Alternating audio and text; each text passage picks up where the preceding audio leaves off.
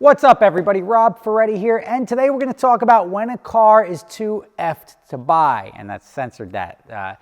But like you see cars, they get damaged. My 488 is going to be a twice frame damaged car now, but I would still own it in a heartbeat. I wouldn't even think about not owning that car because what they define as frame isn't really frame. It's not structural. It doesn't affect the driving of the car. It just affects, even when it's repaired, it doesn't affect anything.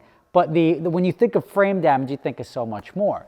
Here, this car took a wheel, whatever, no big deal. But like when you look at an accident history or history of a car, or what was repaired, what wasn't, then you start looking into cars. The only thing, or the one car that I would always insist that you stay as far away from as possible, leads me into today's video, which is like, why would somebody buy that?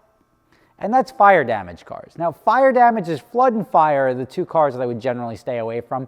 Even lemon cars, like look, even if you have to replace the entire wiring harness in a car with all its components isn't necessarily a bad thing.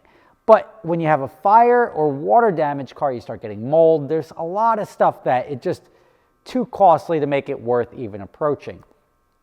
I'm going to focus on fire because there's something that I see, and I found now the least valuable car in the entire planet, hands down. It's a fire damaged 2006 Maserati Quattroporte. Mileage unknown, because who cares? It could have 5 miles on it. A 2006 Maserati Quattroporte would be worth 10 grand, $15,000 in perfect condition. But you add any sort of damage, fire damage especially, this thing is a charred carcass. The entire interior is done. I mean, I get it's a YouTuber's wet dream. They're going to buy it. Oh, I'm going to spend $80,000 to fix up this old Maserati. Somebody did that, and it was actually a pretty popular video series where they took a, let's just say a Hellcat Challenge or something like that. One of the big front engine American muscle cars, completely charred car, engine fire, no reason to ever touch that thing again, and they restored it. It's just one of those things. I would never do it. It's cool to see the transformation from beginning to end, but now all you're doing, they get the benefit of doing it for content. YouTubers, we have a special craft in that even if the car, if we put $80,000 into a car that's worth 20, it doesn't matter. The goal is to make money in the content side of it, not in the asset side of building something up.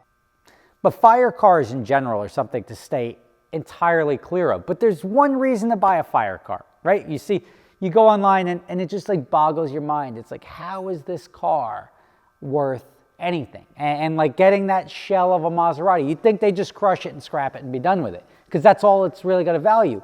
But it doesn't. There is a hidden value to fire damaged cars, or the severe fire damaged cars, that most people don't realize. And you have to think scumbag in order to recognize it. It's for stolen cars. They want the VIN numbers. So if you steal a car, you don't care. Well, you just want the title. The title, as long as the title is good, you can assign it whatever you want. You go get a stolen car and it's like, oh, it's a frame, it's a fire rebuild car. Great, who cares? It's a stolen car.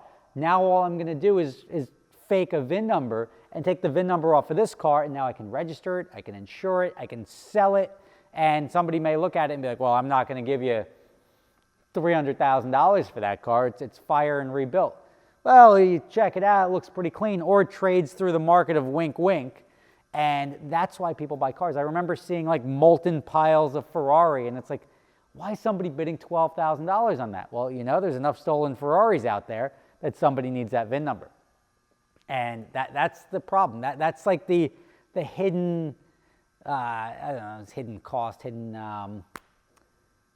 that's the hidden value in a fire damaged car, is that there's, no matter what, it's not worth, nobody's ever going to rebuild it. Nobody's going to do anything to that. But at the end of the day, it's always worth as much as the VIN number. Now, the VIN number on a fire damaged Camry, not worth very much. I mean, it's still the same thing. If somebody steals a Camry, they get a fire damaged Camry VIN for $30. They'll buy it, but they may not even take it out of the junkyard. They may leave it there. They may just go dump it in the woods somewhere.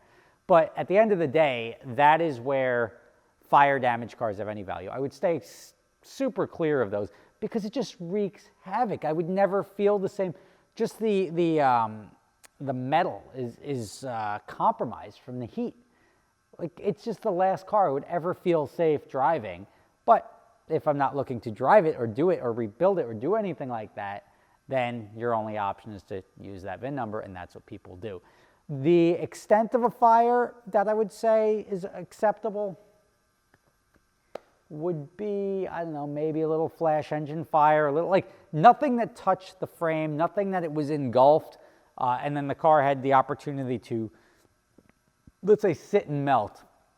Stay very clear, even as YouTube channels. I mean, the end goal of the next generation of, like, oh, this is the next YouTuber car, I don't know if that's going to be a good thing or not, because a lot of these cars that people build up or that you watch get built are cars that have stories, that have a history, that were flaming piles of crap that you pour whipped cream on top, and you're like, look how nifty it looks from 10 feet. But obviously, they're not cars that most people should feel safe operating. So there you have it, fire damage cars. As far as anything else, I'm going to buy that. As I said, you can whack up my 488 as many times as you want now, as long as nothing structural happens. I'll just keep bolting parts onto it. And it's the same thing if you blow out a tire. Do you care how many tires that Ferrari has on, or how many sets of rims that thing goes through? No, the car's value doesn't change because there's nothing on the Carfax, nothing on the vehicle history. And if the guy's on his 8th set of rims, it doesn't affect the value of the car.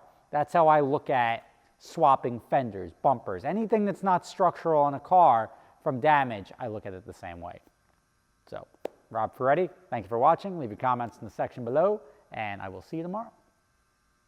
So you guys are familiar with my other company, Adventure Drives, right? Well, this year we've got 2 trips coming up. One which is starting in Seattle and ending in Jackson Hole in July. That's going up through the Canadian Rockies, coming down through Banff, Yellowstone, Glacier National Park, and Grand Teton National Park. It's going to be phenomenal.